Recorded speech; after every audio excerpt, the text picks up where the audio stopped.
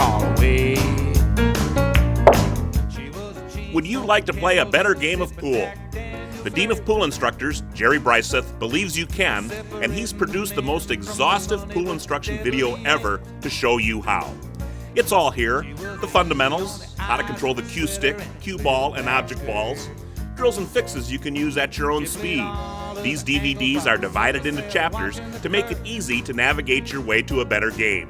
As a master instructor, Jerry shares with you what he's taught some of the best players in the game. Just ask world-class player and instructor Mark Wilson. I first met Jerry in 1973 by pure happenstance. While attempting to learn to play pool, I ended up in his pool room. Pool instruction was unheard of, and the better players all seemed to simply possess more natural ability. Jerry began to work with me on my stroke mechanics. What would constitute a good stroke, and how to practice and improve those crucial elements that I had previously not been aware of, nor was I concerned over. The strength of his teaching was Jerry's ability to communicate exactly what needs to happen, how to go about obtaining a repeating stroke, and some checkpoints that would allow me to teach myself. All of this material was delivered with enthusiasm and motivation that I have always remembered as if it happened yesterday. Today, if you ask me to endorse some other instructors, I could only provide a group of 5 that I feel confident about. All of these instructors are previous students of Jerry's and have trained under and with the man considered as the father of modern pool instruction. I am very honored to be invited to participate on this instructional video that will be Jerry's enduring legacy to the sport that he has devoted his life to and loves. Mark Wilson. And the words that you told me still sting today. It had to do with something about take 2 weeks off. When I come back, think about quitting altogether. And I never forgot that, because I was just hoping you'd say, oh, you're pretty good, or you're kind of good. And then, then you said, let's start over from scratch. And then it was revolutionary from there on in. And it's just not with me. You know, in your pool room, you help so many people that are good local, good regional, good pro level players. You've had world titles, national titles, you know, all under your auspices of the lessons you've given. So you did a lot for the sport. Now, for Midwest Billiards in Madison, Wisconsin, and with a little music from Johnny Chimes, here's a pool lesson with Jerry Briesath. I never met a winner that didn't fit.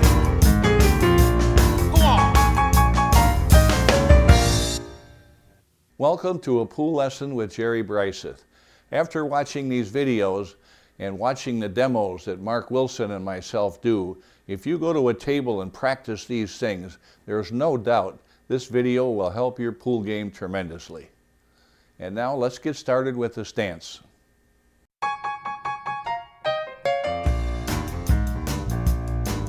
Well, I saw her in a pool hall, pocketing an 8-ball away.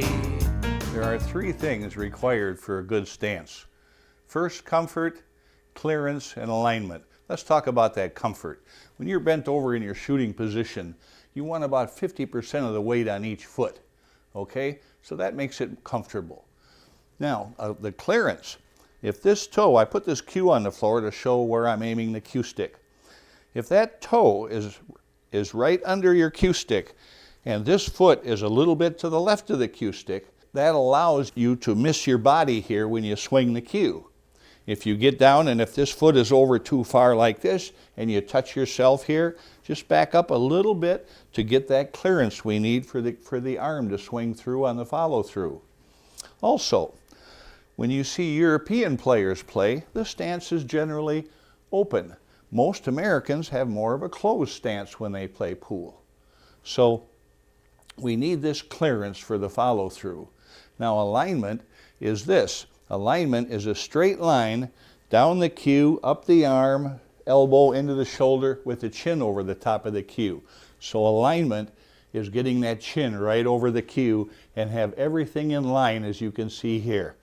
And one of the things we watch for is so many amateurs, when they learn to play pool, they start out when they bend over and their chest is pointing straight ahead like this. And that puts the shoulder way out past the cue stick. And a good cure for that is just to remember to lead with your left shoulder. That just helps line everything up, as you can see. And it's a lot more comfortable once you get used to it. Clearance, comfort, and alignment. Those three things are very important.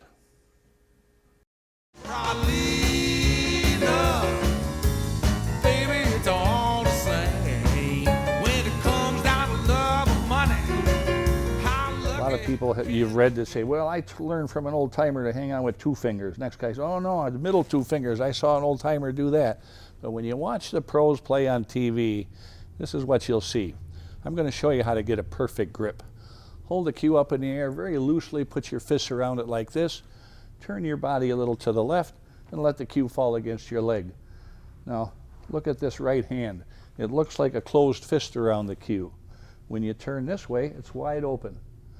And when you see the pros warm up, the wrist, there's none of this fancy stuff. It's just a nice loose fist on that cue. You'll see that this is pretty straight down, and you'll see the thumb is pointing almost straight at the ground. And then when you turn around the back, it's wide open. It's a very loose fist on the cue. You hang on just tight enough so your hand doesn't slide on the cue. So if you see it turned in or turned out, not so good, especially if you turn it when you shoot. That's really bad. We don't want the wrist to do any turning. Okay? So when you finish up, the thumb is still hanging straight up and down. That's And right. A nice neutral position too on the wrist, where it's not contrived or pushed outward or inward. throughout And the that, net. yeah, and that's what's so nice about this. It just gets that hand in a perfect position. Then you just pick up your arm, play pool. When you watch the pros, that's what most of the hands look like on the cue. Now let's talk about where to hold the cue. Some of the old books used to say, you find a balance point, put the hand 4 or 5 inches behind the balance point. But that person that said that probably didn't teach the game much, because this varies where you hold the cue. Let me show you why. When the cue tip is up to the ball and you are in your shooting position, this is the pendulum swing. Your hand should be at the bottom of the pendulum right there when you hit the ball. So sometimes your bridge is longer, then this goes back farther. If your bridge is shorter, this comes up. So when the cue tip is at the cue ball and you're in your shooting position, this is the pendulum swing of the arm. The hand should be straight under the elbow as you impact the cue ball. So when you see people that are up too far, that's not very good. You're already on the upswing before you hit the ball. Or if you hold it back too far, you're on the downswing when you hit the ball. So we like all the pros hang on almost perfectly straight under, so that when you get to the ball, you're right at the bottom of this pendulum. When that cue tip strikes the cue ball, this hand should be straight under the elbow on every shot. She played all of the angles while the sucker sat watching the curves. And when she laid it on the line, she could really make a man squirm. Let's talk about the bridges. There are 3 bridges, plus the mechanical bridge that we'll talk about later. But the easiest bridge to learn, and one of the most solid bridges, is called the open bridge.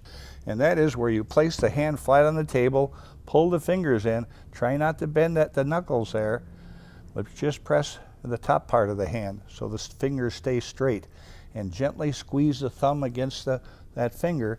That's a bridge. It's so easy to raise and lower this bridge just by pulling the fingers in. When you use this bridge, and you want it about 10 inches from the ball, that's a proper bridge length, 8 to 10 inches. Another beautiful thing about this bridge is how solid it is. What we don't like to see is this kind of a bridge up on the fingers, because it's not nearly as stable as putting the hand flat and using the bridge like this. Make sure this is down, the hand is down, and it's up like this. Mark, do you want to show the closed bridge? Okay, the closed bridge is made in much the same fashion as the open bridge was, with the heel of the hand and the fingers spread out. Bring your forefinger over to meet your thumb and middle finger and lock it all together. So we got a lot of stability in here, and it's riding on top of the thumb. You notice the fingers are spread. This will feel a little bit uncomfortable to you the first time you do it. We don't want just a loop, and we don't want the fingers all rolled underneath where you get some instability. Then as far as where your tip placement goes, for a top spin shot, you want to bring your fingers underneath the bridge hand, and that raises the tip, and that brings the stick up while keeping the cue very level, leaving the heel of the hand on the table. For a center ball hit, you want to move the fingers out, spread them out, leave the cue level, get the tip right back to the center. And for a low hit, you want to bring the fingers all out, flatten out your bridge, and leave everything just right in position here. Keeping the cue as level as possible, but you do have to go over the rail. Once again, it's all about stability, and we don't want the bridge to roll around. We have enough trouble making the hand go straight back here. We don't want any trouble with the bridge hand up front.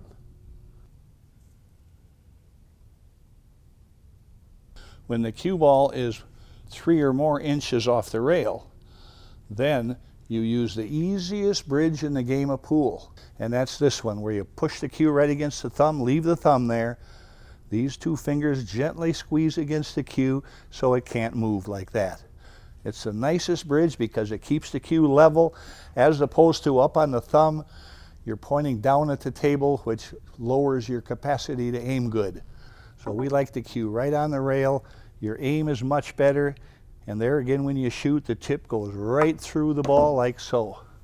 Now, when the cue ball is close to or on the rail, this is one of the rail bridges you must learn to use. And what we do is we put the cue on the rail, pick up the back end just a little bit, not too much. Now slide this open bridge, this thumb bridge, right up until the cue barely touches the rail. That's what we do. Now the important thing here when you shoot is the cue stick the tip doesn't go up. And if we have a nice pendulum swing back here, this will come up, the hand will come up a little bit when you hit the ball. When the hand comes up a little bit, that will make the shaft stay on the rail as the cue goes through the ball. Here's what that looks like. The cue stayed on the rail. Shooting these shots when the cue ball is close to the rail, this is the most difficult bridge in the whole game of pool.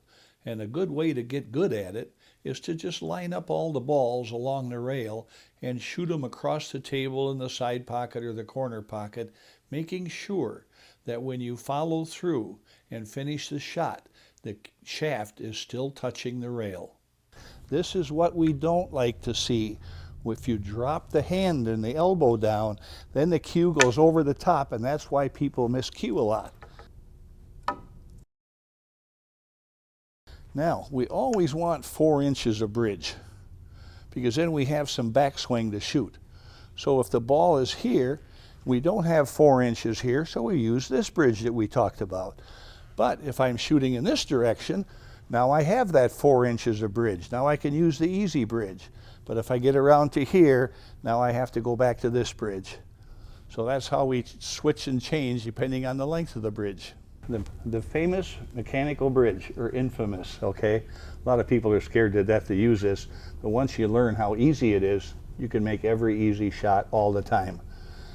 The reason we use this bridge is because we can't reach the shot. And you can see why it's pretty tough with that long of a bridge. So this becomes our left hand. It goes 8 or 9 inches from the ball. So when you use the mechanical bridge, some people think it has to be parable, some people pick it up and hold it. All the pros is put it over here and lean on it. And then you can wiggle it around and adjust it for the accuracy. Then you can give it little adjustments here, back and forth, up and down this way. We normally, if we're just going to make the ball, we normally shoot above center, because you always aim better here than you do if you elevate too much. So take a couple of warm-ups and notice that the cue is pointing right under my chin. That lets my eyes get high enough so I can tell when I'm close to the cue ball with the tip. Now the elbow is straight out to the side. Take a few warm-ups and check and stop. There, that looks good. Now the follow-through, you push the ball 4 inches straight ahead and don't move. Very easy to use. You can learn to make every easy shot with this thing. The most dreaded shot in pool is shooting over a ball. It's very difficult because whenever you elevate the butt of the cue, your accuracy goes right downhill. So most people do what Mark just did. They immediately elevate the cue and start the aiming process. But there's a trick we learned a long time ago to increase the aim threefold by aiming with a level cue first. So what Mark is going to do, he forgets all about the 15. He aims the cue stick through the middle of the ball at the spot where he wants to touch the 6. And then here's the trick. Slide the fingers up real close to that ball and slowly elevate. Now his aim is already good, because he aimed before he elevated the cue. Now the secret is this. Most players, when they shoot, the stick flies up in the air. They grab the cue. But your job is to make the stick go 3 inches straight ahead like this. That's where the cue should end up. And it's hard to do. You people that try that the first time, the stick will fly up in the air. And you got to learn this. The cue should stay on the thumb and go right towards the cloth. Every once in a while, a shot comes up where you can't use a normal bridge. In a case like this, you can't use the open bridge, a closed bridge. Some of the fingers are going to have to be up here. Some are going to have to be on the table. Amateurs, on the other hand, might put it on the fingers and have the hand real wobbly, or they might elevate on the thumb, open bridge the thumb and do that and elevate too much. But the pro usually finds a grip that he can use where the cue is pretty level and solid. That's an important thing, to have this cue solid. So sometimes you'll see pros when they're right on the edge, where in this case now he's on the edge and this finger goes down. And a little closer, now he has to put that finger back up on the rail. These are called contortion bridges. And you have to do the best you can, but make sure the cue is solid here before you shoot. A lot of people wonder, how long of a bridge should I have? And the truth is, the shorter the bridge, the more accurate we are. Because the shorter the bridge, any little mistake back here doesn't make a very big mistake up there.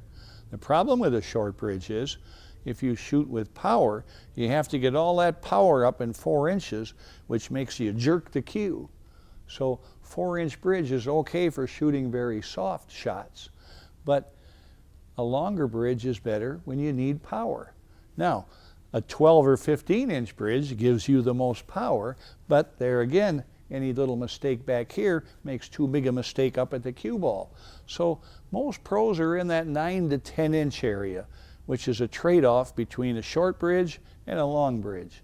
So 9 or 10 inches is a great bridge length.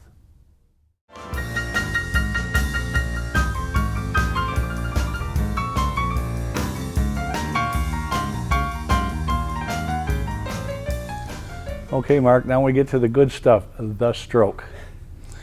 And people have been asking for 100 years, what is a good stroke? And for many, many decades, even some of the top pros said, well, a stroke is all feel, it's indefinable. But now we can explain a stroke, we can teach a stroke, we can teach people to feel what they're doing with their stroke. I'm not going to try to make you a champion, I'm just going to try to make you miss less and less. I can teach you to make less mistakes. You go out and be a champion. I'm going to teach you to miss less. I'm going to teach you to make less mistakes. I'm going to teach you a better stroke, less body movement. I'm going to teach you to do things cleaner. And everything we teach anybody, whether it's a pro or a beginner, how can I make that person move in a simpler fashion so he or she moves less muscles, therefore misses less? I'm going to explain what a stroke is. So I hope you'll understand it and it'll embed something in your brain so you'll remember it. A stroke is something you do when you're all done aiming, you've taken all your warm-ups, you stop at the cue ball and you say, that looks good, I'm going to shoot. A stroke is a beautiful throwing motion under the elbow. And you can, why I said under the elbow is we don't want to move the elbow when we shoot because it changes, it makes a tip go up and down. So if we don't move the elbow, we have a much better chance of hitting the cue ball exactly where we aim at it. So here's what a stroke looks like, soft. Back slow, throw it soft. Medium speed, back slow, throw it medium. High speed, back slow, throw it hard. Now the common thing with all those swings is, I hope you watched, back slow. That looks good. It just looks like a lazy, lazy stroke, doesn't it? Mm-hmm. The backswing is what makes a stroke beautiful. The slow backswing holds the body together so you can shoot hard and hit the cue ball more accurately. Always go back slow every shot you shoot. Very important. It holds the whole body together, whether it's a golf swing or any throwing motion. A slow backswing makes you do everything better. I always hear that the follow-through is so important, and I wish you described to me what the importance and how I would get a good follow-through. What I'd like you to do, Mark, is I'd like you to aim the cue ball right at that spot up there. I'll show you something about follow-through. If we don't move the elbow and the upper arm very much, this pendulum will swing right up. And if you don't move this, watch how far we could follow through. You can only follow through about that far, which is about 6 or 7 inches. If you go further, that means you drop the elbow. It's the only way you can go out to there is to drop the elbow way down. The less this elbow moves, the cleaner hit you get on the cue ball. So when you shoot very soft, you might go 3 inches.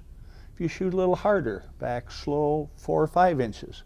You shoot pretty hard, back slow, 6 or 7 inches. So a nice, most follow-throughs we want 4 to 6 inches right through the ball, most speeds. And that means soft is here, medium is here, hard is there. When you break, that's something different. We go through a lot farther. But on most shots, we don't want the cue stick to go past 6 or 7 inches, ever. Okay, we're going to watch Mark and explain that backswing a little bit. So important to go back slow like that when you shoot the shot. The timing is better, and the timing is when the cue tip comes to a stop and accelerates. And what you don't want to do is make it stop and accelerate. Let's do both. Now notice a perfect stroke. It goes when it stops, he accelerates. Now we'll put a ball here again. Now watch him, he'll make it stop and accelerate. Watch the jerk here. See, that's a bad swing, and that quick back swing and jerky change to a forward swing makes people very inconsistent.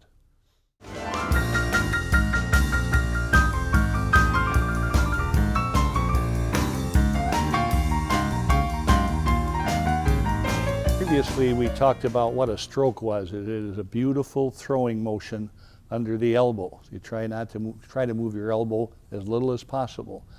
And at some point, there's some wrist action. So let's talk a little bit about that wrist action. First of all, if you're grabbing the cue too tight, you'll never have any wrist action. We don't want you to force the wrist. Never try to use your wrist. Here's why.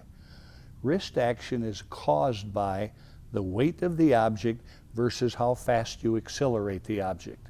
So as you can see, when I shoot very soft stroke, there's almost no wrist action. You see almost nothing. So now if I accelerate a little faster, you'll see some wrist action. See, when I start forward, it pulls the wrist back, then the wrist catches up. That's natural wrist action. Here's what it looks like. See that?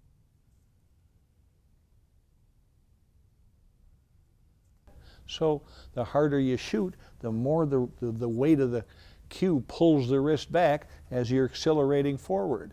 I remember in some books, some people say if you want to draw good, snap your wrist. Well, you snapping your wrist is never as good as nature can snap it. And if you're not squeezing too tight on the cue, the wrist will snap perfect. If you're squeezing too tight, you don't get any wrist action. So by hanging on looser and letting the wrist snap, that's how you get the proper wrist action.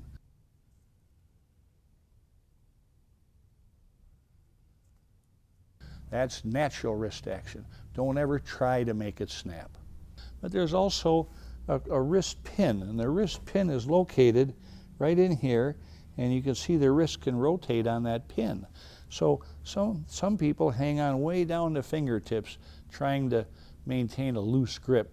And if you're too far from that pin, any little mistake here can make a big difference. But if you get the cue closer to this pin, then you don't make such a big mistake if you happen to move your hand a little bit. So that's why you see most pros, that's what their grip looks like right there.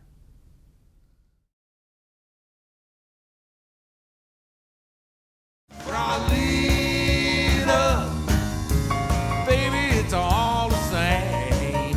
When it come down to love and money, we're going to talk a little bit about a pre-shot routine. It is extremely important that you have a good pre-shot routine and shooting system for every single shot you shoot. It just makes you a lot more consistent and makes you aim straighter and makes you shoot straighter. So a pre-shot routine starts with looking the shot over and seeing what you want to do with the cue ball, how high or low you want to shoot it, and how hard you want to shoot it to get positioned on the next ball. So before you even do any aiming, you decide what you want to do with the cue ball. That's number one. The next step is the aiming process, and I call it chin lock. So when you shoot any shot, the chin is right over the cue stick, aiming at the spot you want the cue ball to go. So here's what it looks like when pros do it. The first thing you'll see is when a pro walks around a table and chalks up, first thing they do is get that chin in line.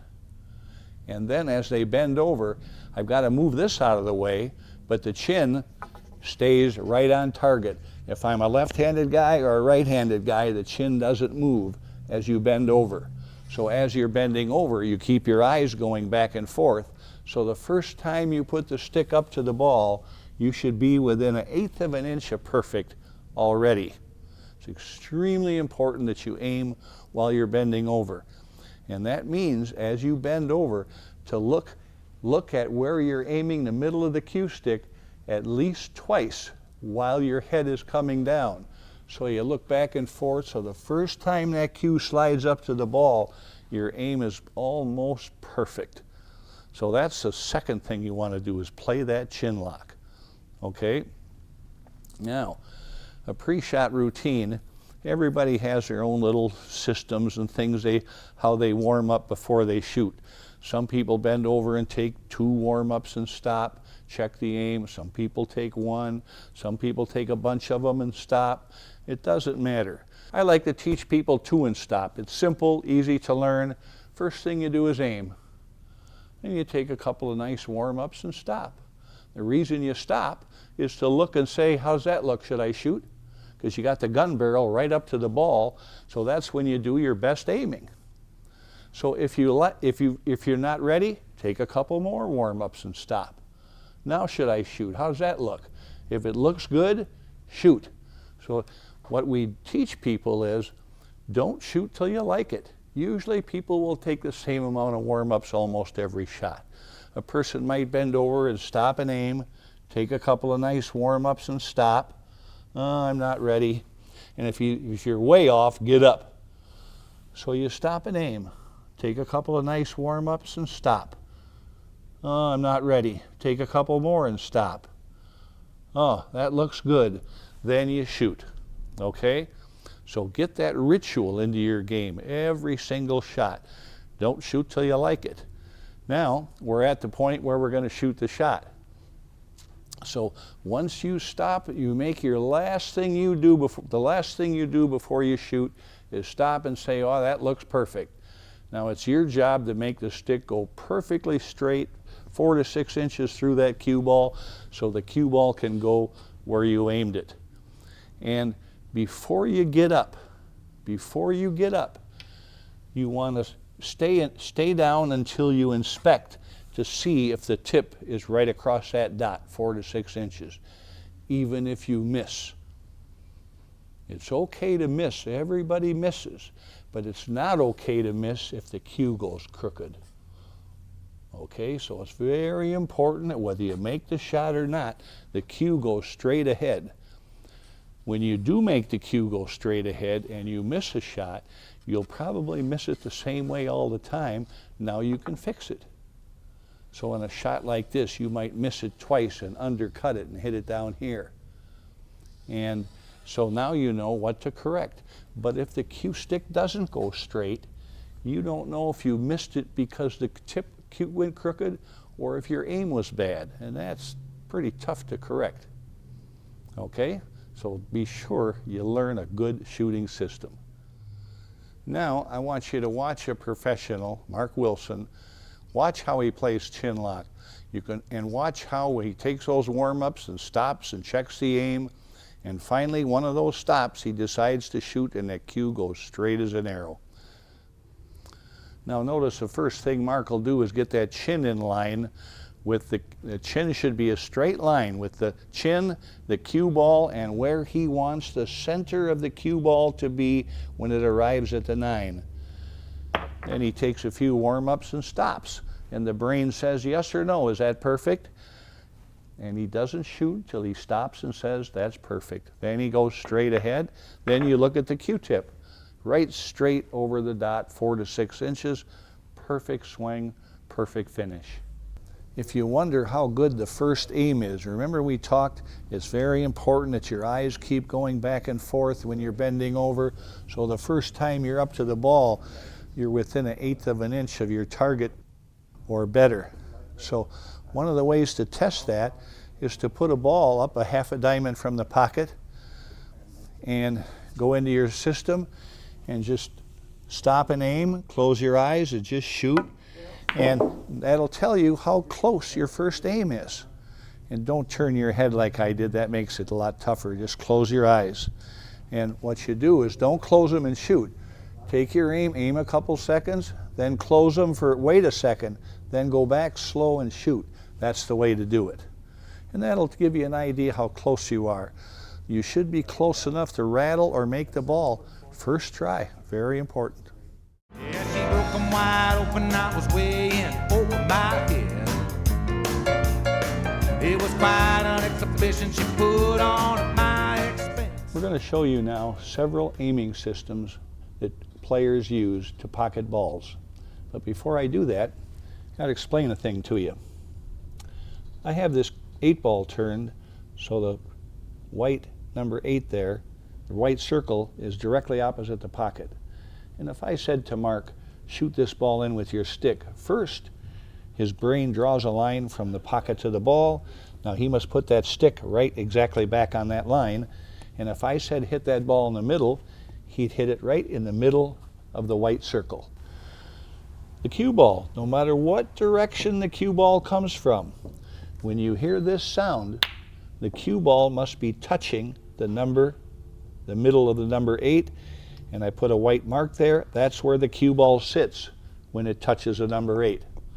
So, on a straight in shot, Mark will aim at the white dot and the middle of the number 8.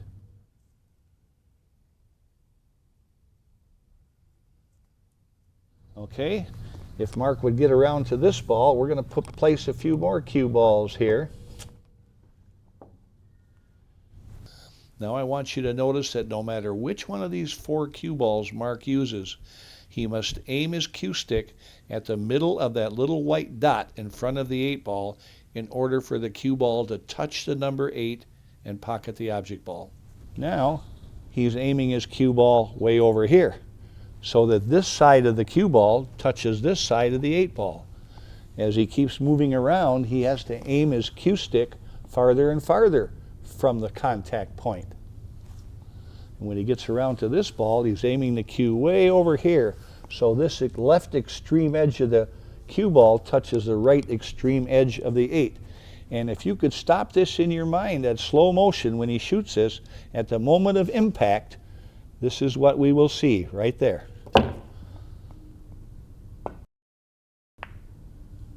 Very nice, very nice. Now, here's another system. This system that we just saw is called the point of aim, point of impact. You've got to aim here to touch here. Another system is called the ghost ball system. In this system, let's say Mark is using this cue ball. Before he even bends over, he gets his chin in line with this cue ball and the center of this fictitious cue ball, this ghost ball. So he must again aim his stick right there. This ball must take the place of this ball, which is the same as aiming at the white dot. Some people like to visualize as a ghost ball. Some people like to visualize it as point of aim, point of impact. Okay?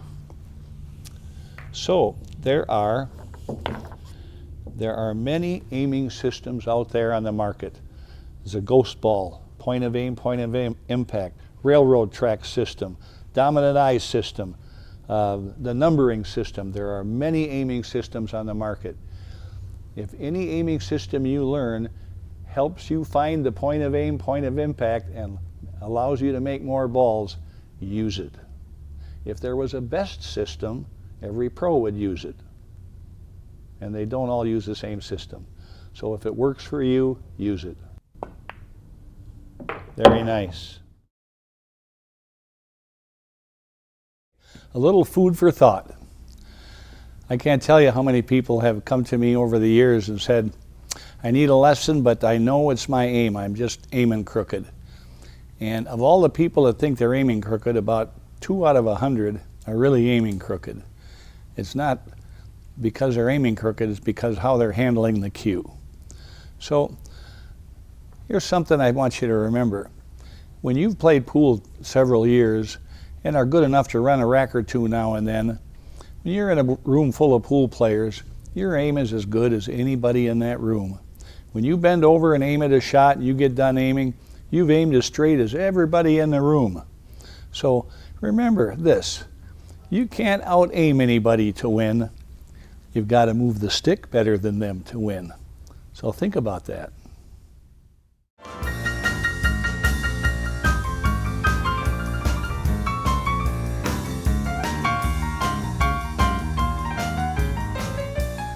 Okay, I want to impress on everyone how important it is to practice with the cue ball on the spot. Of all the practice things, there's many good practice pieces of equipment you can buy on the market. The best one I ever saw is the spot, because the spot tells you how straight did I go, how far did I follow through, did the tip go level, did the tip go down, did the tip go crooked, did the tip go up. When you shoot a shot off the spot and you see the cue stick go left or right or up in the air, wow, that's trouble. Another thing to watch for is hitting the ball. That means the cue stick stops. Boy, that's brutal. Best teaching aid I ever saw. Now you're going to find out 2 little things here. First of all, when you practice off the spot, it's a good idea sometimes just to shoot balls in the hole with no object ball. So you can really concentrate on saying, boy, that looks perfect. Back slow, accelerate, and then look at it. Oh, that's perfect, right across the dot. But when we get an object ball in our face, we put a cue ball here and an object ball down there, then we have to fight the old syndrome of steering. So then you might do the same thing, aim as straight as you can, take a few warm-ups and stop. That looks perfect, and go, oh, well, that tells you I need some work on that, don't I? So the object balls scare the heck out of us sometimes. So we know you're mature. You know, you can tell when you're maturing with your stroke is when you have a shot and a tough shot. Say the cue ball's here and object ball's down there. And you get down and go through the motions. This is when you can tell you're maturing. Boy, that looks good. And the cue stick goes straight ahead and you miss the shot. But you didn't waver at all. You went where you aimed. That means you're learning to play this game. Because when the cue goes straight and you don't move and you miss the shot, let's say you overcut it, you'll probably overcut the next 2. Change your aim. So you really got to fight that steering. When you think you're aiming straight, go there and don't move. And observe how you miss. Pros always observe their misses. You know, I overcut 2 of those last week, but now I fixed it. And if you observe your miss, but you don't know where the tip is, now you're just guessing, That's right. right? If the tip doesn't end up where it's supposed to end up, level or down, straight ahead, 4 to 6 inches, you got work to do. Remember, this is the only thing you control. If you don't control this, what are those round things supposed to do? They are only a result of how good you move your body and the stick. Okay, I wanted to impress that. The spot is a huge teaching aid. The cue stick must be dead center across that dot, 4 to 6 inches. Yeah, she broke 'em wide open, I was way in over my head. It was quite an exhibition she put on at my expense. Now let's talk about something I call a circle of error. If you don't have a proper stroke and handle the cue well back here, and you aim at a certain spot on that cue ball, and this starts moving around as you shoot, you might hit it as much as a 1/4 inch left or right or high or low. Circle of error with amateurs is very big. Here's what I mean by that. An amateur might try to hit the ball right there, And because of bad mechanics back here, they're not moving the hands straight, the elbows going up and down. They aim there, and then by the time they get back to the ball, they may be way up there. And that many amateurs have a circle of error that's just huge because the mechanics aren't so good. But when you get better and better at the mechanics, that circle of error can go from a ½ inch to a ¼ inch down to an 1/8 of an inch. And this is one of the reasons you take lessons. Because a good pro can see this right away and get you hitting them the best you ever hit in your life in one day. So a big circle of error might be this big, and a little circle, then a little better player, then the pros are right there. And the pros make the cue act, they make the cue act so simple. It goes straight ahead, stays there. The amateur moves the stick all over the place. So a circle of error to the amateur is A, where I tried to shoot versus where I really shot, B, where I thought I shot versus where I really shot. So that circle of error is confusing. And if an amateur aims this low and tries to draw it and drops his elbow and shoots up here and it just draws a little bit, his brains or her brain says, next time I have to shoot harder, not knowing that if they would have shot as low as they aimed, it would have come back perfect. You remember when we explained how the circle of error and where to hit the cue ball. In the center, puts no spin on the ball. 1 tip below center, puts a little bit of spin on the cue ball. 1.5 puts more, 2 tips. That's about as low as a human can shoot without miscuing, right in that area. And if your circle of error is very small, you won't ever miscue if you hit it there if you have chalk on your tip. So when you see Mark throughout this film shooting those nice draw shots, that's how low he's hitting the cue ball.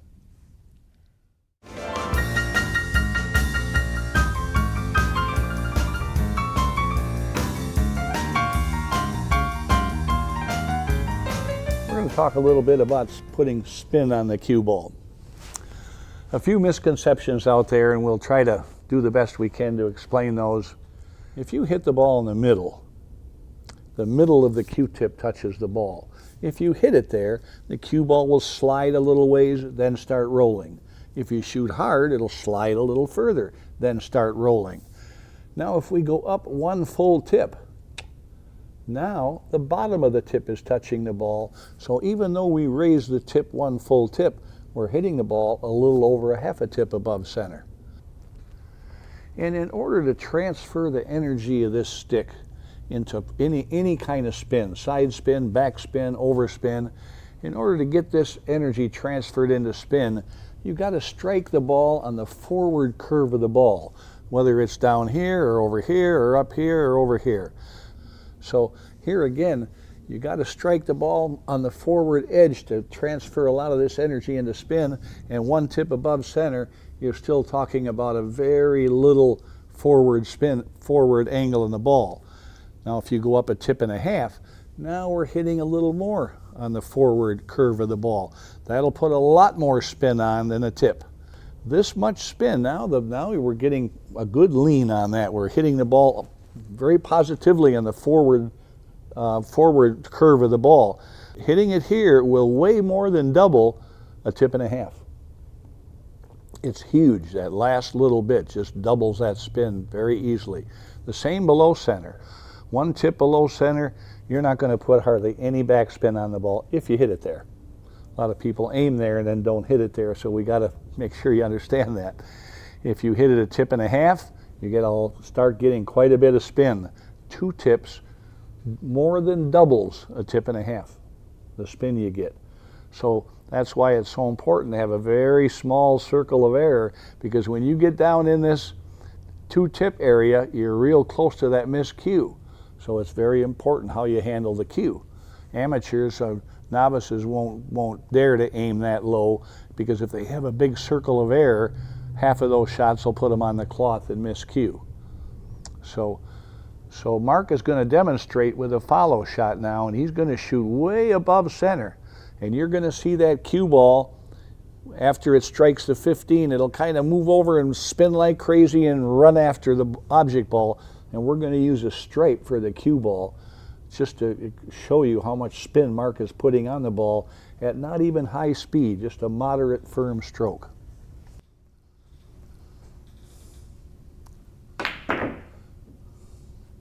See that ball run into that rail?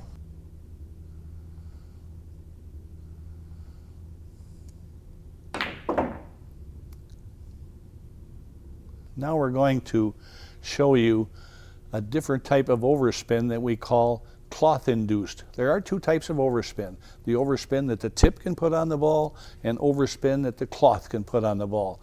And I'm going to have Mark shoot this ball in the center. He's not going to put any overspin on it. And if he shoots it a little bit firm, it'll slide for a ways with no English, and then it'll pick up overspin from the friction of the cloth, and it'll have enough overspin to hit the rail and come back in the middle of the table. Watch. Get the idea?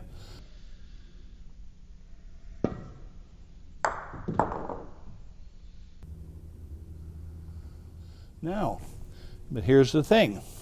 If Mark shot the same shot from the same angle, like this, and hit it in the middle, it would be sliding when it got here. It wouldn't have any overspin on it. Instead of curving down here and going back, it would just slide over here. Completely different shot. Can you do that, Mark? Same angle. Now hit it in the middle and it won't have any overspin on it, so it'll do something completely different.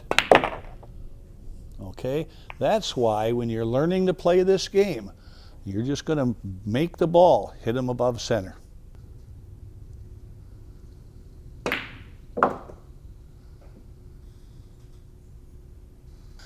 Now we're going to talk about putting backspin on the cue ball. As we talked about earlier, when you put backspin on the ball, you shoot near the bottom of the ball, and the cue stick must go through the ball into the cloth. Now we know it can't hit the cloth first, it'll jump. You can't hit the cloth and the ball at the same time, it'll jump and miss cue. You must hit the ball first, then into the cloth.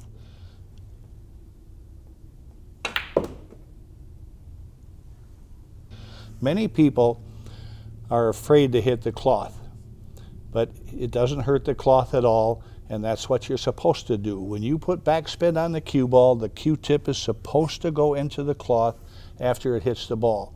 What that means is the cue is just going straight where you got it aimed. It's already aiming at the cloth, so make it go straight ahead, and you get the most amount of backspin and the least missed cues.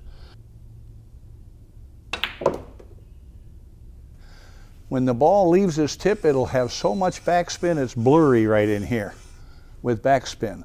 Then as it goes down the table, the cloth tries to tear off the backspin. So it'll have a lot of backspin, little less, little less. And if he shoots the right speed, somewhere down here, it'll run out of backspin and it'll slide a ways with no spin. You can read the number. And then after no spin comes overspin.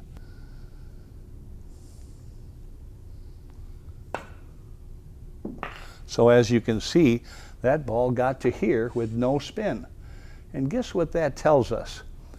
There's so many people, good players, amateurs, novice players, and beginners that can make the cue ball stop, but they don't know why it stops. Knowing why the cue ball stops is a huge chunk of information, because when you know why the cue ball stops, then that opens up a whole lot of position that we're going to talk about later. If there would have been an object ball right there in that no spin area, the cue ball would have stopped dead. That's what it takes to stop the cue ball. You must make the cue ball arrive at the object ball sliding on the cloth. That's why it stops, and that's the only way you can stop it. If Mark would have shot a little bit higher on the ball, he would have to shot a lot harder to stop it.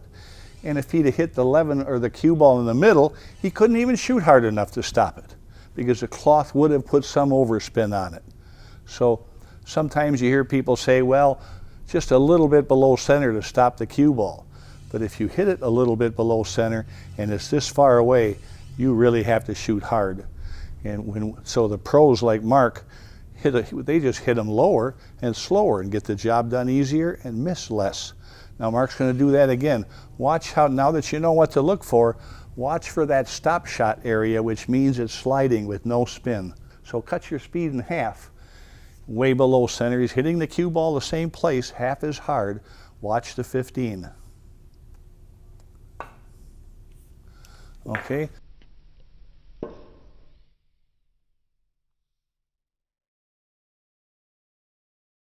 That was right about here. Try that again. Little spin on that. Okay, that was a stop shot right to here.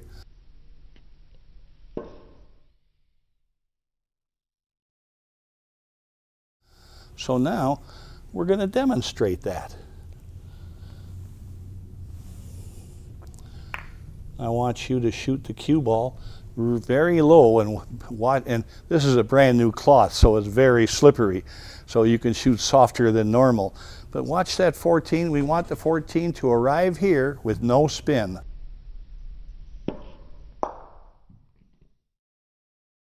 Now we're going to demonstrate those stop shots we just talked about. And in this case, we're very close. If Mark shoots way below center, watch how soft he can shoot to stop the cue ball. Now you can see that very plainly. It even came back a little bit, which means it had a little bit of backspin when it arrived at the object ball. Now we're going to make that distance greater. Now he has to shoot a hair harder to stop the cue ball. But watch that 11 so you understand what's happening on stop shots. Beautiful. Now back farther.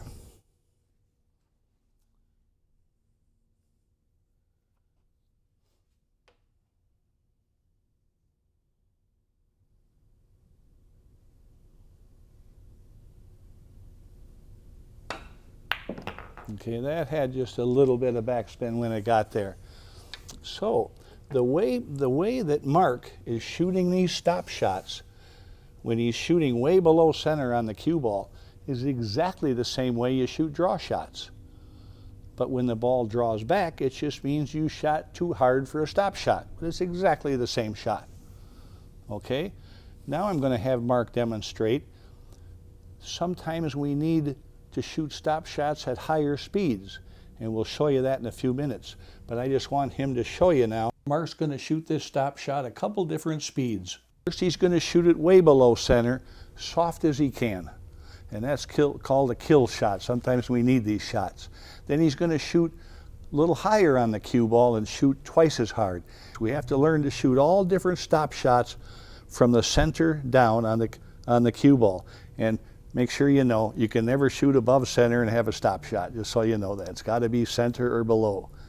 Okay, let's shoot a soft, low stop shot like you've been shooting.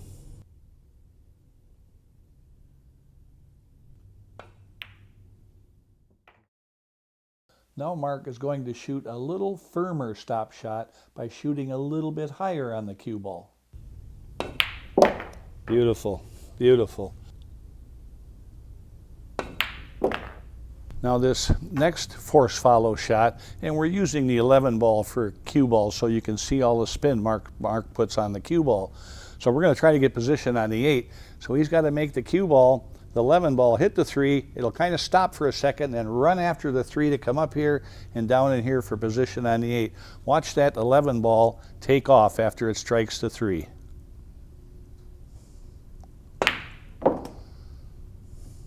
Now we're going to try the same shot, 1 tip above center rather than 2 tips above center. And again, we're using the 11 as a cue ball so you can really see there won't be near the overspin on, and he's going to shoot the same speed. So you can see 1 tip of English doesn't do very much if you actually hit it there. Okay? We're going to watch Mark shoot this 11 straight down the table with lots of backspin. We want to notice a couple of things. We want to notice the backswing. Mark has a beautiful backswing when he shoots pool, and you'll notice the cue goes back, and when it stops, he accelerates. Now the biggest problem amateurs have with pool is too quick of a backswing. So watching Mark will help you slow down your backswing. And a lot of times when I give people lessons, the last thing I say when they walk out the door, don't forget to slow down that backswing.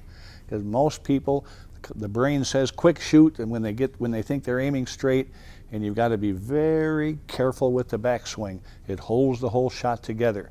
So watch the timing. Timing means the cue comes to a smooth stop, then accelerates. It doesn't jerk to a stop. So we're going to have him shoot straight down the table. Watch how the stick goes right through the ball on the cloth. Watch the backswing. Mark has a beautiful pool swing. See where that cue ended up? That's perfect. Once more, a lot softer. Notice when he shoots hard or soft, the backswing is always slow. Never go back fast. Okay? Now, we're going to give Mark one more stop shot on this 9 ball. Now I want you to watch the cue ball come sizzling down the table with a lot of backspin and run out of backspin right here and stop when it touches the 9.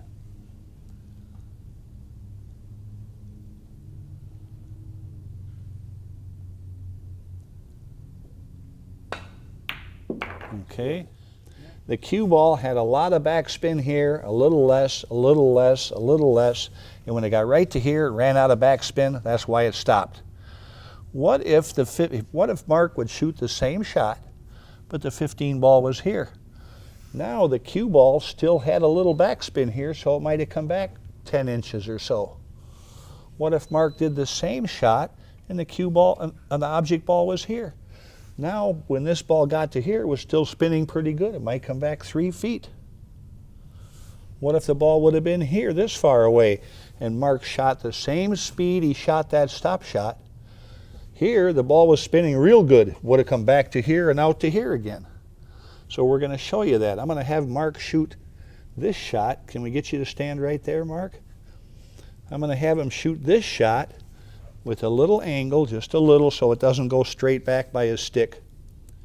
Watch how the cue ball, he's going to shoot the same speed. Watch how much draw will be on that cue ball now if the cue stick hits where he's aiming.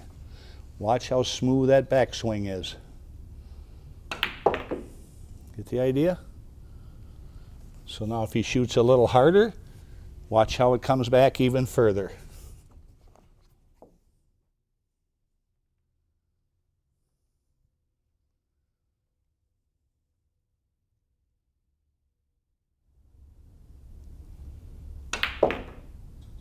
Okay, and that's how the pros make it look so easy.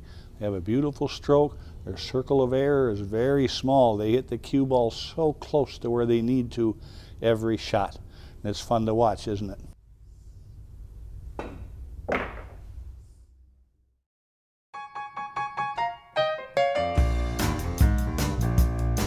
Well, I saw her in a pool hall, pocketing an 8-ball away. Now we're going to talk about a subject called tangent lines, okay?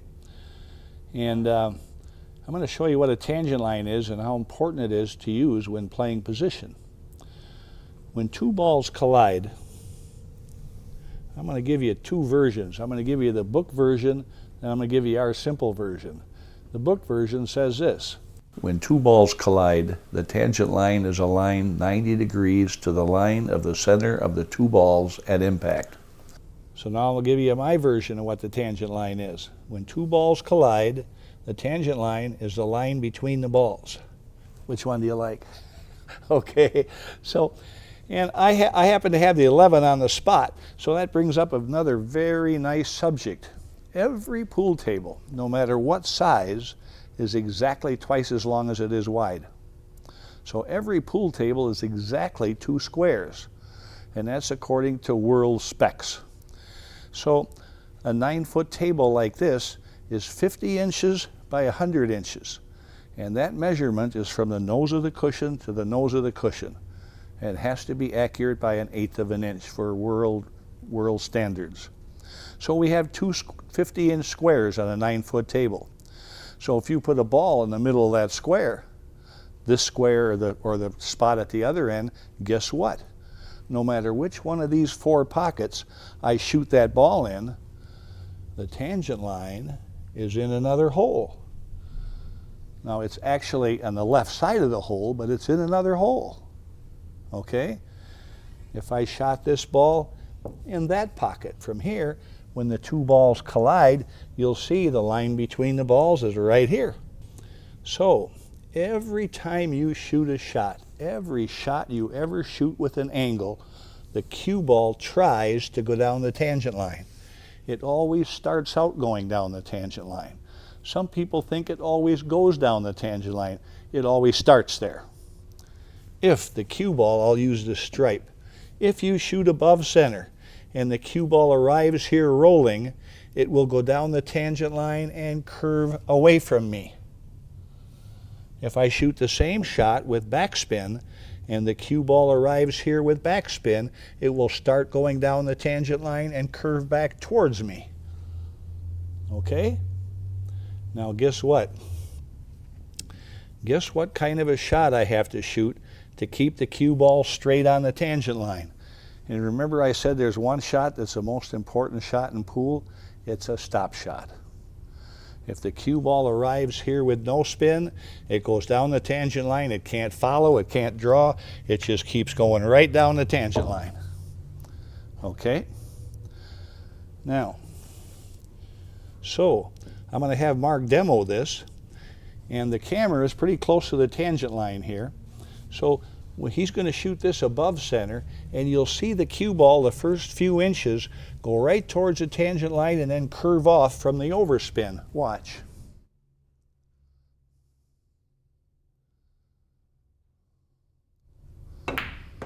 Okay.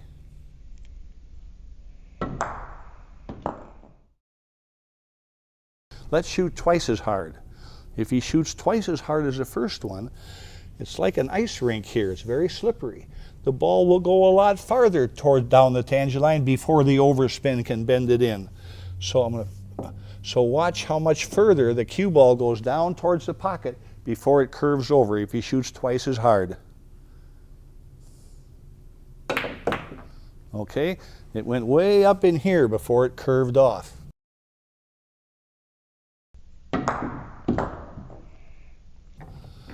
Now, if Mark shoots way below center and shoots pretty soft, the cue ball will curve quickly off the tangent line. Watch. Soft, way below center. Watch how quick it curves off the tangent line. Okay.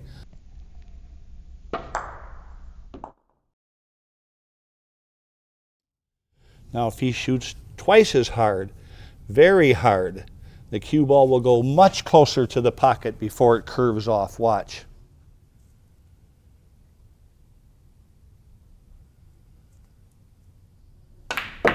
Okay, the ball went way out to here. So we use this knowledge all the time. So now Mark's going to shoot a stop shot, just hard enough to break up those balls a little bit. And see the cue ball went straight down the tangent line because Mark shot a stop shot. Now some people call that a stun shot, and that's not wrong. It's a good term for it.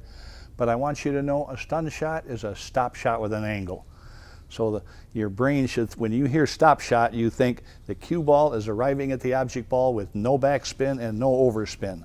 So I like to call it a stop shot with an angle. That's what makes a stop shot the most important shot in pool. When you shoot a stop shot or a stun shot on an angle shot, you know exactly what direction the cue ball will go. And that's huge for playing position. There's a couple different ways to see where the tangent line is. First of all, here's my cue ball. There's my object ball. One way to find out where the tangent line is hold the cue as if you were going to hit the 13 ball in the pocket. And when you do that, you'll see that is the tangent line. Okay? Another way to tell where the tangent line is, this is kind of silly, but it works. Aim at the pocket, and then you got to move both arms, both ends of the cue the same, to the left. That's where you end up. That's a tangent line. It's 90 degrees to the line that the ball goes. Another way to do it is to make a T in your brain. Draw a line from the pocket to this side of the ball and cross the T. So if the cue ball's on this side, over here, the tangent line is here. If the cue ball's over on this side, the tangent line is here. If the cue ball's on this side, over here, the tangent line is here. If the cue ball's over on this side, the tangent line is here. So there's three ways to help you find that tangent line. Okay? Now, so many shots that you can shoot. Here, Mark. So many shots are just tangent line shots. We'll start out with an easy one. If you have this shot and the cue ball is here and you want to get position on a 13, watch this. The tangent line, draw a line from the pocket. The tangent line is right up by the second diamond. If that goes in that angle, come right out this angle. Watch.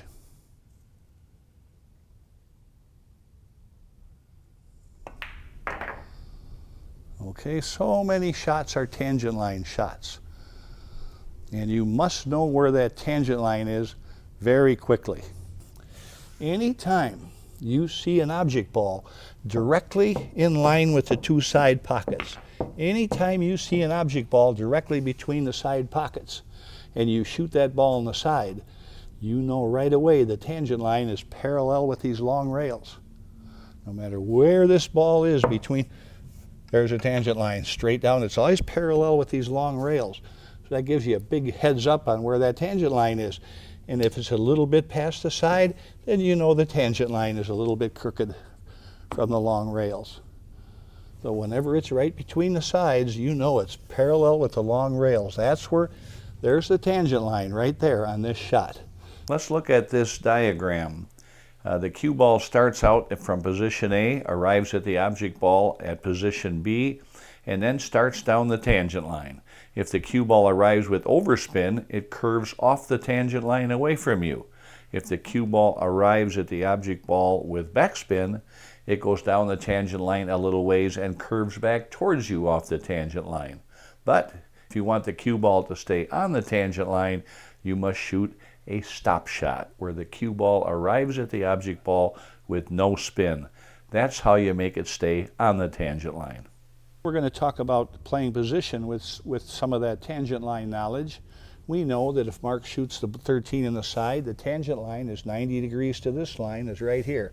Well, we got balls in the way and we want to play position on the 12. So I think if Mark shoots above center, the cue ball should curve off the tangent line enough to miss the 11, hit the rail, and come down for the 12.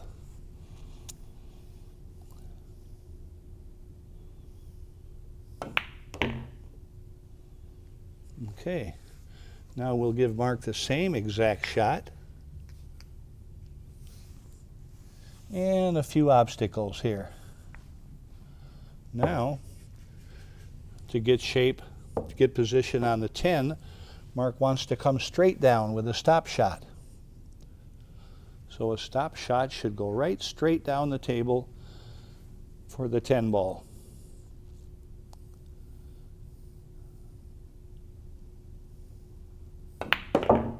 Excellent. Now when I say stop shot, that means a stop shot with an angle. You can never stop the cue ball on an angle shot, just so you know that. If you hit the object ball on the left, the cue ball will go to the left. If you hit the object ball on the right, the cue ball will go to the right. The only way the cue ball can stop is if you hit the object ball dead center. So we're using a term stop shot instead of stun, so your brain knows the cue ball must arrive with no spin to stay on that tangent line. Now we'll give Mark the same shot.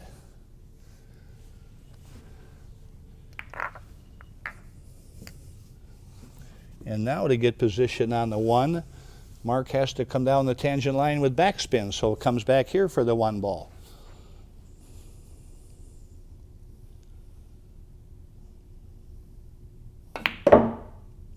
Okay, don't those good players make it look easy? It's amazing.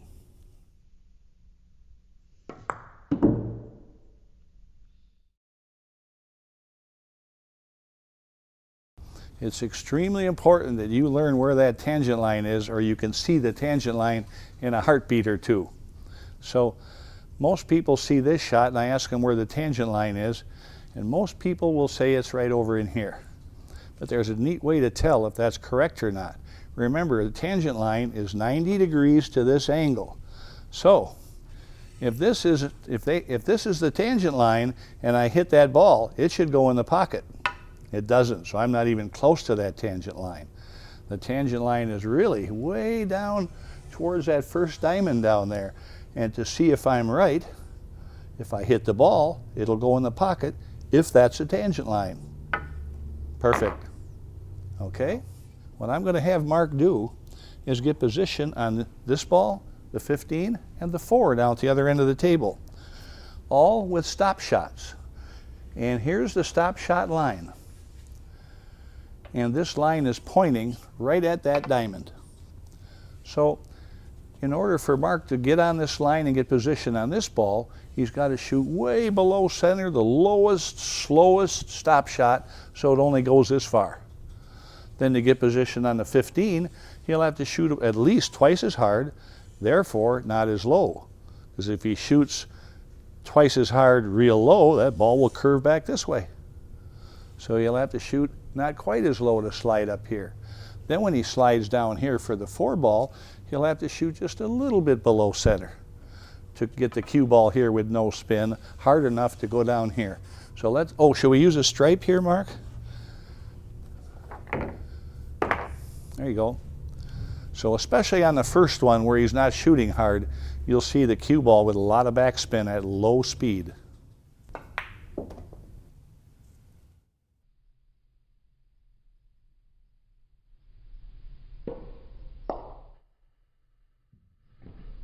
Beautiful. And when you shoot a shot like this, where you're trying to keep the cue ball from going a long ways, you're trying to make it go the least distance, that's called a kill shot. You're killing the speed of the cue ball with a maximum spin, low speed stop shot.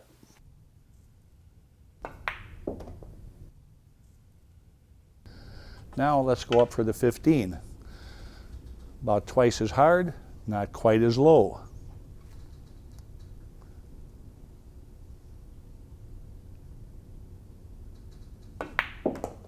Beautiful.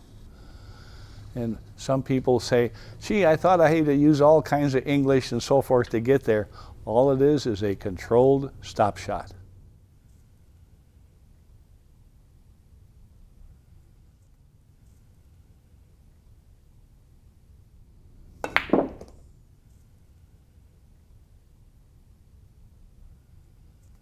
All these shots that Mark shot are variations of that stop shot. They're all stop shots at different speeds and different places below center on the cue ball. Most important shot in pool, seeing the tangent line and moving down the tangent line. This is how the pros play position. It's all based on stop shots with an angle. First, we got balls there now with some obstacles. First, we want Mark to shoot a perfect stun shot or stop shot with an angle and come up for position on these 2 balls. Then we're going to move this ball right on that stop shot line. And Mark's going to hit this with a little backspin. It should go down the tangent line, curve off, come up here for position on the 614. Then we're going to put this ball here. Mark will need a little more backspin. It'll start out down the tangent line, curve back, come up here for the 14-13. Here we go. Have fun, Mark.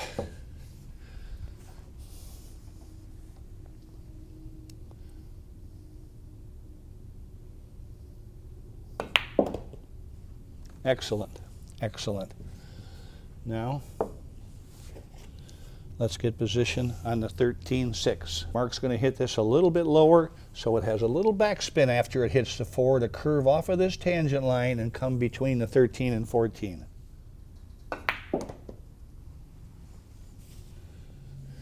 Beautiful, Mark. Perfectly hit. Now Mark needs a little more backspin. It's going to start out, they all start down the tangent line. They always try to go down the tangent line. Needs a little more backspin now. So it curves a little more back towards him. Notice he's shooting a little lower on the cue ball again. Perfect. And that's why the pros make it look so easy. Mark's circle of error on the ball is extremely small. His timing of the swing is perfect. The cue stick goes back. When it comes to a stop, he shoots. There's no pause. It's just a beautiful rhythm. And that's why he's so good.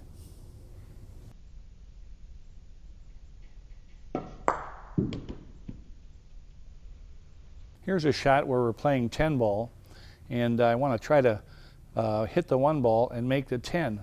So we're going to do it in a tangent line with a tangent line shot. So all I have to do is lay my cue across to the 10 and right next to the 1 ball, and now I find that 90-degree line across the cue and the 1 ball, and that 90-degree line is right there. So if I hit the 1 ball, if Mark hits the 1 ball right there with a stun shot or a stop shot, the 10 will go right in the hole. Okay, Mark, you want to try that? So if you shoot that ball right about there with a stop shot, that should go right down the tangent line.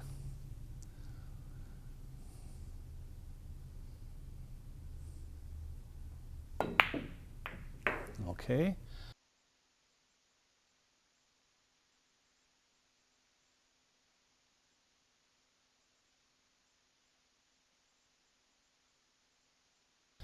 And here's another interesting tangent line shot. They come up so often. Here again, we're playing 10 ball, and this shot comes up in a game where Mark is down there and he's got a shot here. So now it's the same thing. We can lay a cue down here, and wherever this is pointing, it's pointing right about here. So if Mark hits the 1 ball here, that puts him right on the tangent line to make the 10 ball. So if he hits the chalk with a stun or stop shot, the cue ball will go straight towards the 10. Close enough. Okay, so those shots come up all the time, and you better get good at them because they can win a lot of games.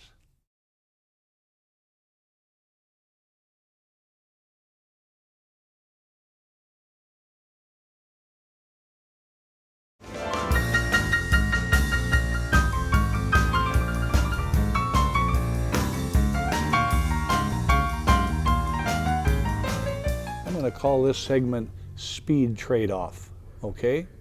Here's a straight-in shot. Here comes the cue ball. This is a ghost ball. Here comes the cue ball 10 miles an hour, and it hits that 3 ball dead center. At the moment of impact, this 3 ball gets all 10 miles an hour. It goes from 0 to 10. This goes from 10 to 0. And by the way, if the cue ball has overspin on it, first it stops, then it starts up again. If the cue ball would have backspin on it, first it stops, then it would go back. And if it had no spin on it, it would just stop dead and stay there. This is the next shot. Now as you can see, here comes the cue ball, a little angle shot. Now we're hitting about 75% of the 3 ball. So now, by the cue ball hitting 75% of the 3 ball, the 3 ball gets 75% of that 10 mile an hour speed. So the 3 ball goes from 0 to 7.5 miles an hour.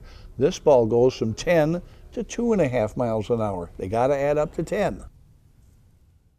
Now, here comes the cue ball. Here's a half a ball hit. Here comes the cue ball 10 miles an hour. It hits half of the 3 ball. They each go 5 miles an hour. So the last shot, here is a cut, pretty thin cut shot. We're hitting about 10% of the 3 ball. So here comes the cue ball 10 miles an hour. It hits 10% of the 3. The 3 ball gets 10% of 10 miles an hour. So this ball rolls 1 mile an hour in the pocket. This has still got 9 miles an hour left on it. It takes off like crazy. And if these balls were 10 inches from the hole, and this, if you shot at the speed where this 3 ball barely goes 10 inches and rolls in the pocket, the cue ball would come to a stop in 90 inches. Now the rails slow the ball down a lot, but if there was no rail here and you shot just hard enough for this ball to go 10 inches, the cue ball would roll to a stop in 90 inches. So that's what happens on every shot. So now let's talk about how this applies. Let's just say that you buy a table and there's instructions in the table on how to learn about position. And the book says, set up this exact shot, shoot it above center in the pocket, medium speed, we'll use 10 miles an hour, shoot in the pocket, medium speed, and observe where the cue ball goes so you learn position. So you shoot 20 of these shots, exactly the same speed, in the pocket, and you're scratching your head after 20 tries. You make the ball 20 times in a row. But in a couple of the cases, the cue ball went this far, and in a couple of the cases, the cue hit 2 rails and went 4 or 5 times further. Why? Well, let's show you why. In one case, you might have undercut the ball. So if you undercut the ball like this, and the ball goes in the pocket way over here, now you're hitting 80% of the ball, so this has only got 2 miles an hour left. So it goes down the tangent line a little ways, follows to here, and stops here. The next shot, let's just say you shoot way over here. Watch how far I move that cue ball. Wow.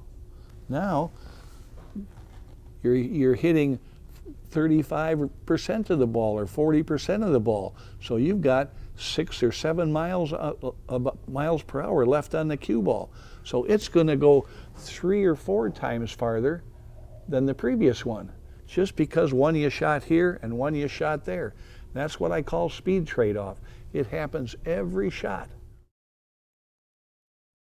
So if you had say this shot, and you were trying to roll around the table for a ball at the other end, if you hit this shot here with, say, high left, you probably couldn't shoot hard enough to get it around the table because you're hitting it so full, this ball loses almost all its speed.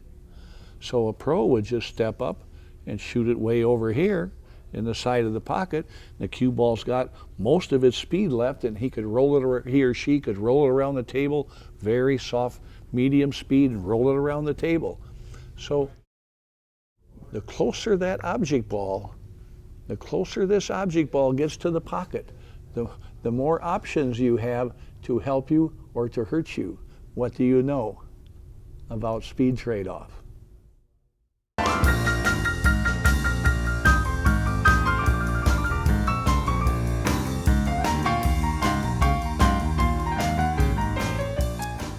What we're going to talk about now is for novice and beginning players, learning to play position.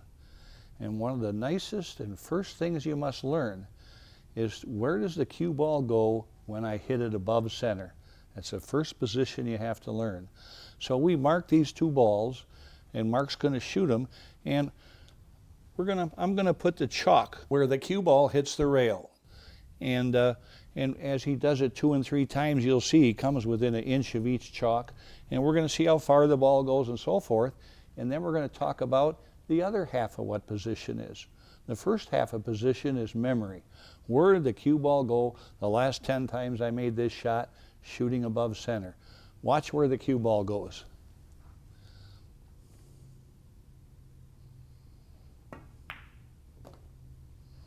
Okay, hit right over here, right on that chalk. Try it once more, a little harder. So if you're at home and you set up a shot like this, mark the ball so you get exactly the same shot, shoot it above center, and well, look at how close he came to those chalks. Now that one went down by the corner pocket. So once you do this 3 or 4 times, you start developing a memory for position. Now 50% of position is memory. What's the other half? Speed control. So if Mark shot this ball so soft that the cue ball just stayed right in here, he'd have perfect position on the 9. If he shot it a couple of feet harder and it ended up here, position on the 13. If he shot another couple feet harder, he'd have position on the 11 right in here. Then if it goes a couple feet further, he'd have good position on this ball. And then if he went all the way down by that corner pocket, he'd have position on the 3 ball. So you can put these 5 balls out here and just learn to change your speeds and get position on each one. Now we're going to test him a little bit, and I would like him now to get position on the 2 ball. So before he bends over, part of his pre-shot is to imagine, I know where the cue ball goes, I have to shoot about this hard.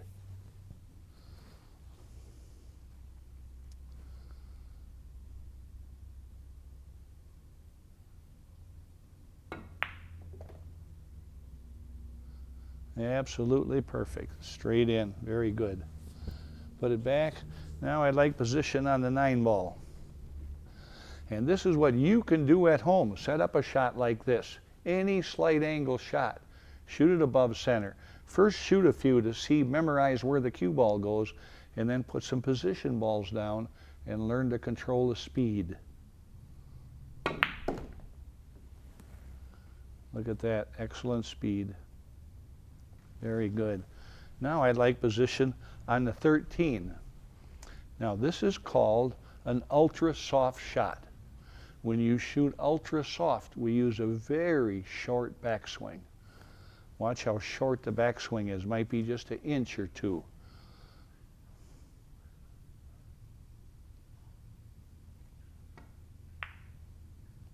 Okay. When we shoot these ultra soft shots, it's important to use a short backswing and a short follow through. So now let's get position on the 8 ball. Notice how close the cue ball is coming to these pieces of chalk every time.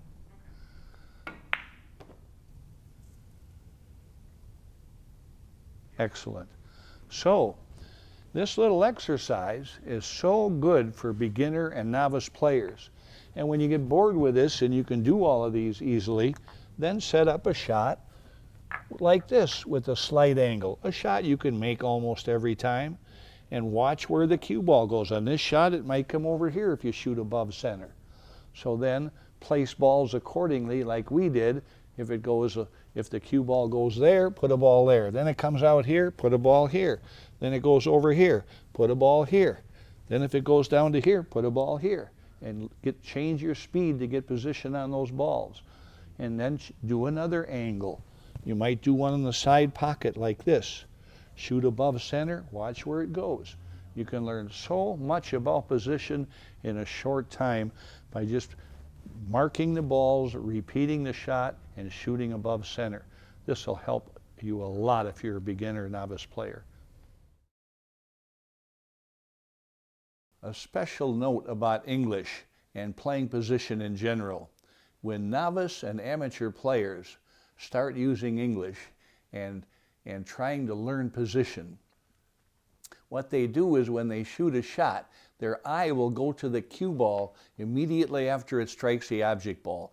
And this makes the whole body turn in that direction, which usually allows it an overcut. And we call it taking your eye off the ball. And which ball? The object ball. You must, no matter how intricate position you're trying to play, you must watch the object ball go into the hole before you can look and see how good you did with the cue ball. So the rule is, you can't look at the cue ball until you can't see the object ball.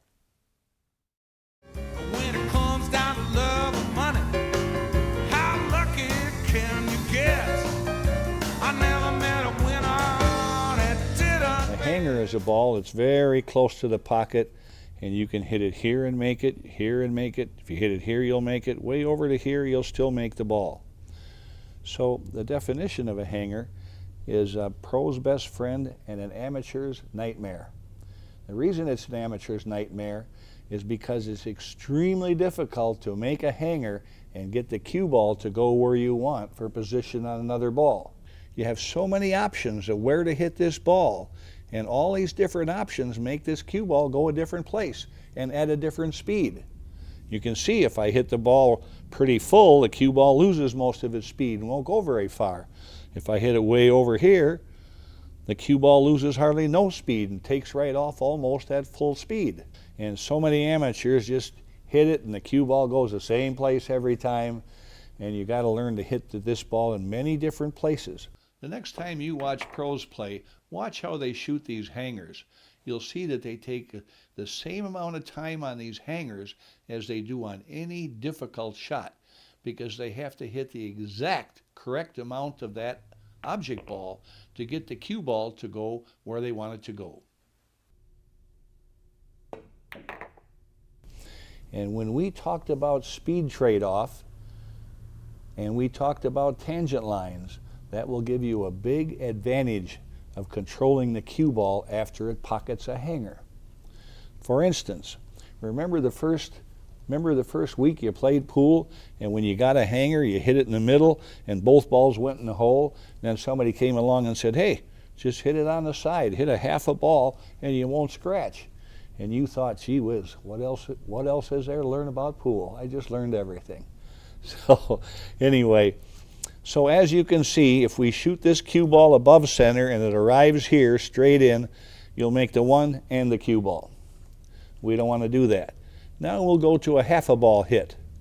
Now as you can see, the tangent line is over here, plus the cue ball is losing half its speed because you're hitting half a ball.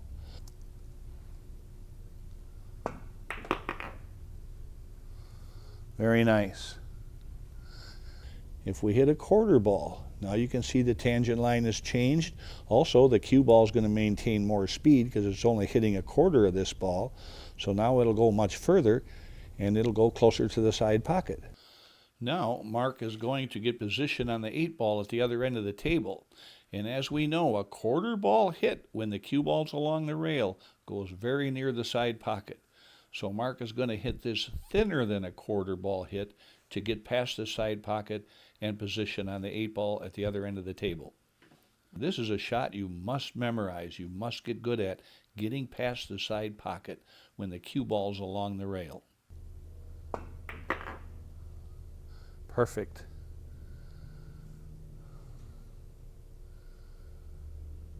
Remember when we were talking about this shot on the other side of the table, that we had these different hits on this object ball, this hanger, and about a quarter ball hit from here goes real near that side pocket and scratches very often. So the same applies when the cue ball comes from this direction. About a quarter ball hit scratches. So if Mark's going to play position on that 8 ball, he's going to hit it a little thinner than a quarter and cut the ball over on this side of the pocket in order to get the cue ball between the 8 ball and the side pocket.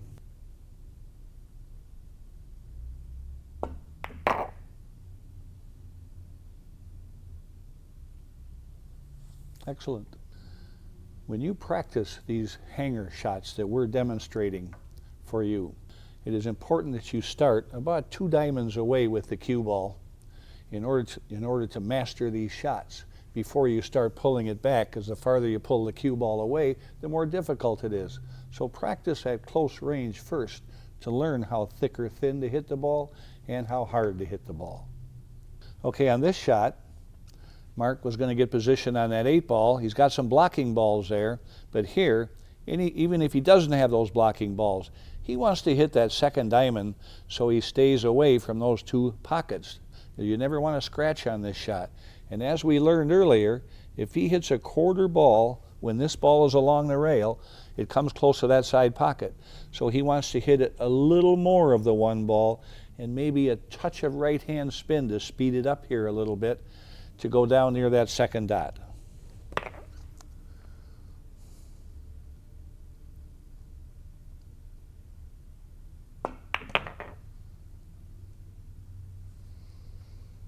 Now, when you do this shot, if the cue ball hits near the side pocket, you hit it too thin. The cue ball tells you immediately what you did wrong.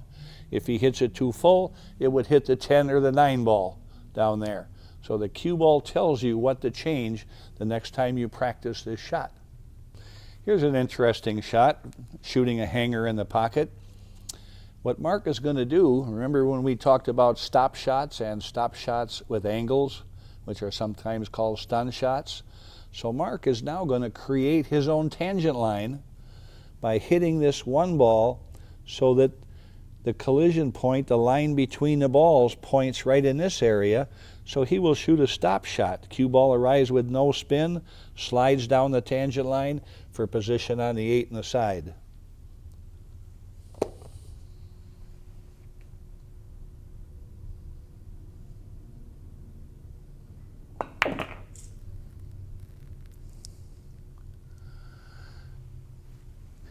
Nicely done. This is a hanger position shot that's very interesting. Most amateurs would say, I know this one. I hit a half a ball hit, right hand spin, the cue ball hits over here, and usually hits within a diamond of that corner pocket, which means that about 1 out of 3 or 4 or 5 goes in that corner pocket the player's entire life. So we got a little secret here we want to give you so that you never scratch on this shot in that corner pocket. And the secret is this diamond and a half area right here.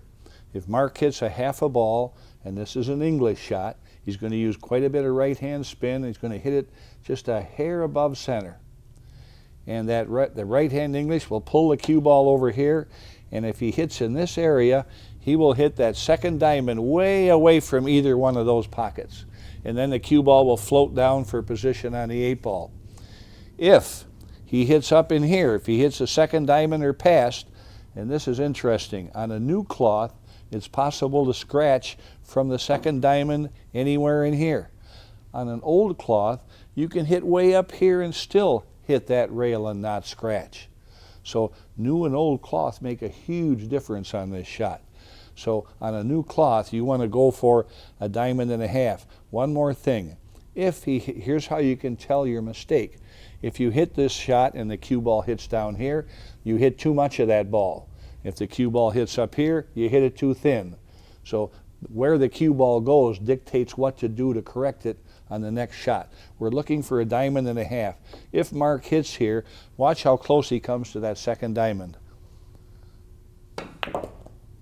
That was a little bit too thin, and as you can see, he went right down, a little scary for a scratch there.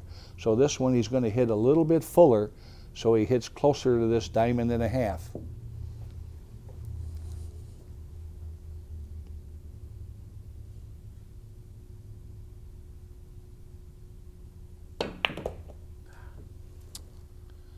That's the dreaded scratch from hitting that cue ball too far up here. But remember, on a worn cloth, it still would have been safe and hit that rail. So now he's got to hit that one ball fuller.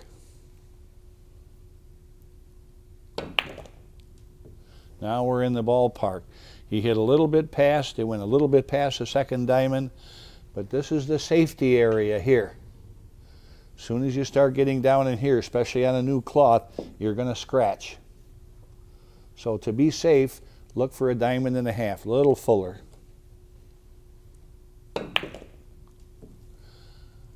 Look at how nice they connect. If you hit a diamond and a half, you will never scratch on this shot. Great shot to know. When we talk about hangers, one of the most important hits is a quarter ball hit. And it's a little bit difficult because you're hitting this ball pretty thin, but it's very important because the cue ball doesn't lose much speed. So if you have to move the cue ball a long ways, a quarter ball hit is pretty efficient.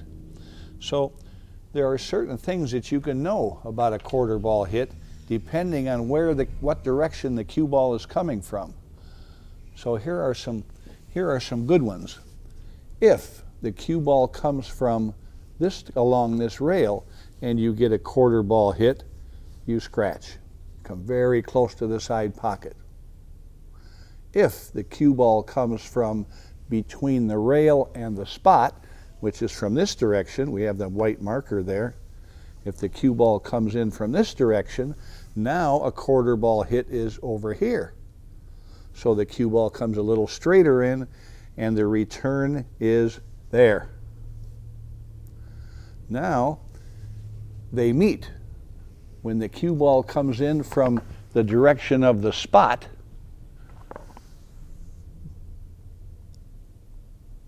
this cue ball moves around. There's the quarter ball hit. The tangent line's a little straighter. Now the cue ball goes right back in your face. This is one you should always remember. When the cue ball comes in from the spot and you hit a quarter ball hit, the return is right back at you. Now they cross. When the cue ball comes in from between the spot and the rail, from this direction, now this is a quarter ball hit. Now the return is here. There's the return when the cue ball's coming in from between the rail and the spot. Okay? And here's one that you'll love forever. When the cue ball is coming in from near the side pocket, now the quarter ball hit is way over here. The cue ball will hit this rail, and it'll go right into this rail. It'll hit that rail right near where the joint of the cue is and go right down near that first diamond every single time. So now Mark will demonstrate.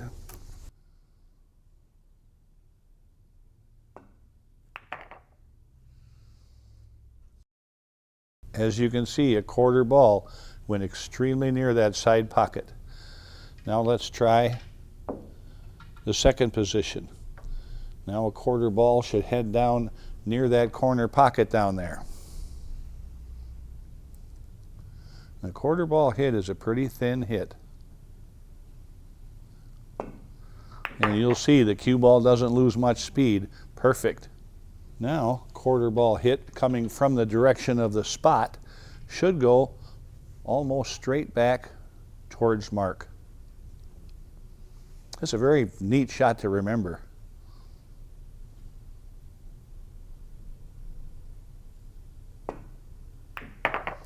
Now in that case, Mark hit it. The cue ball always tells you the mistake you made. He hit that a little bit thin. Let's try it again.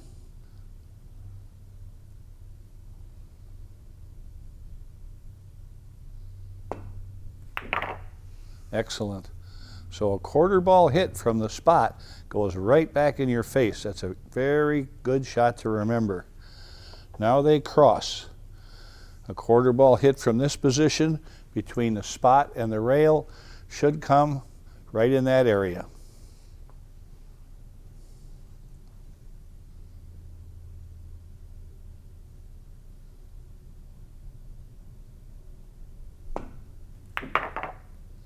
Excellent. And you'll see if he hits a quarter ball hit, the ball will come right up on this rail and go down near that first diamond.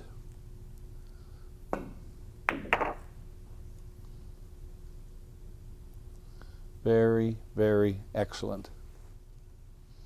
You should practice all these hanger shots at home and start out by placing the cue ball close to the object ball. You learn the shots faster that way. But they're all such important shots. It is so important to learn where does the cue ball go on a thick hit or a thin hit so you can learn position and win more games.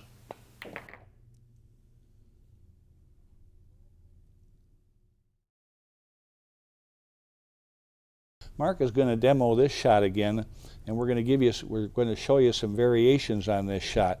First, he's going to hit the ball a quarter ball hit, so the cue ball hits up here and goes down for the 9.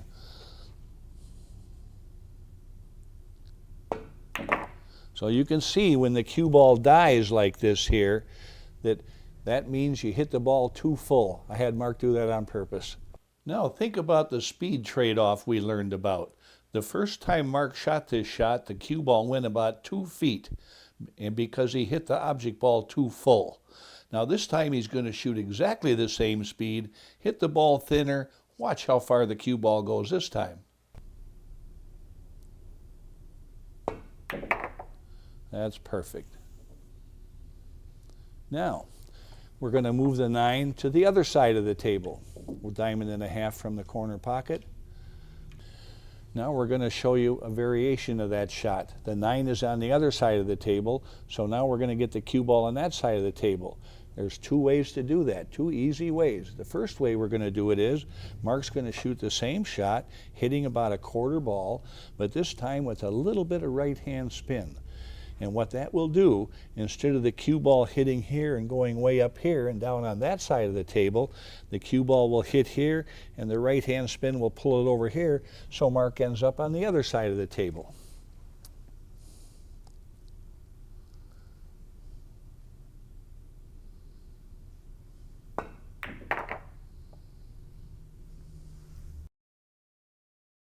Now the 6 ball is in the way, so I can no longer use that little bit of right-hand spin to get position on the 9. Now Mark's going to shoot the same shot. He's going to hit the same place a quarter ball hit, but he's going to hit a stop shot, meaning the cue ball arrives here with no spin, so that the cue ball comes straight into this rail, and he's going to add a little touch of left-hand spin so the cue ball heads back that way and stays on that side of the 9 ball.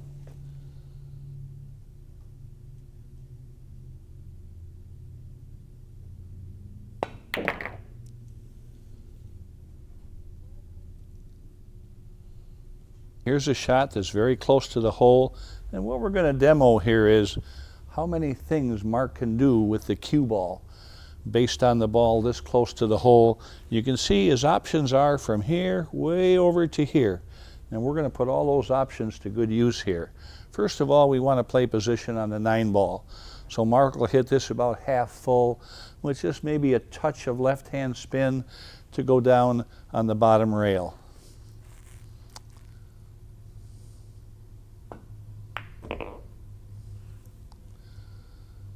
Okay, now I'm going to get these balls, and I'm going to move the 9 ball just a little bit over here.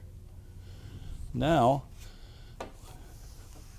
the same identical shot, I have it marked, the same shot.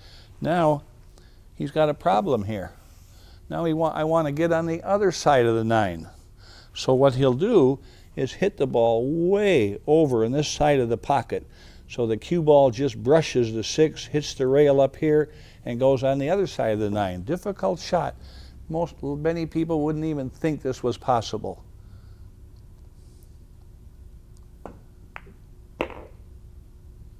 Okay, beautiful. Now we're going to take the same shot, and let's say that this was his next shot. So even though it looks like a big angle shot, a professional looks it over and says, how much room do I have over here? Do I have enough room so I can hit it dead center and stop the cue ball? If the mind says yes, hit the 3 right in the middle and stop the cue ball. So as you can see, it went from a straight in shot on one shot to an extreme cut on the next shot. So this knowledge of hangers with tangent lines and speed trade-off, you have many options to help you or to hurt you. How much do you know? Here's another example with hangers. This is a hanger. You can hit it anywhere to make it. Even when balls are back here, like we've talked about previously, you cheat the pocket or instead of shooting the ball straight in, sometimes you want to shoot it here so the cue ball goes here. Sometimes you want to shoot it here, then the cue ball will hit here. So we use the pocket when balls are close to the pocket. In this case, Mark is going to play position on the 4 by shooting the 3 on this side of the pocket. That means you'll hit the 3 on the left side, go to the rail, and out for the 4 ball.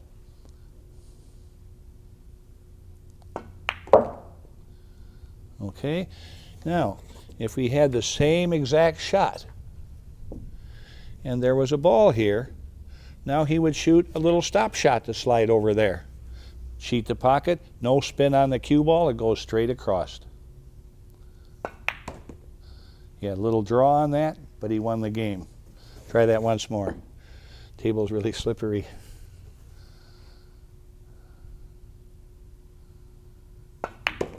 Perfect. As you can see by Mark demonstrating these hangers, there's a lot to learn, and they can save your life in a pool game day after day. You got to learn these shots.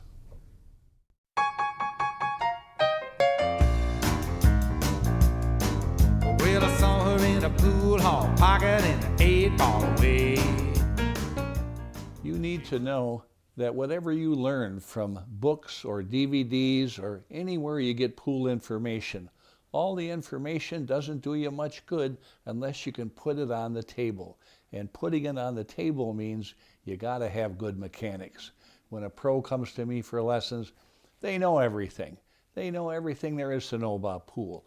But what they want to do is learn to make 1 or 2 less mistakes every set that may turn a loss into a win. So remember that. Never stop working on your mechanics.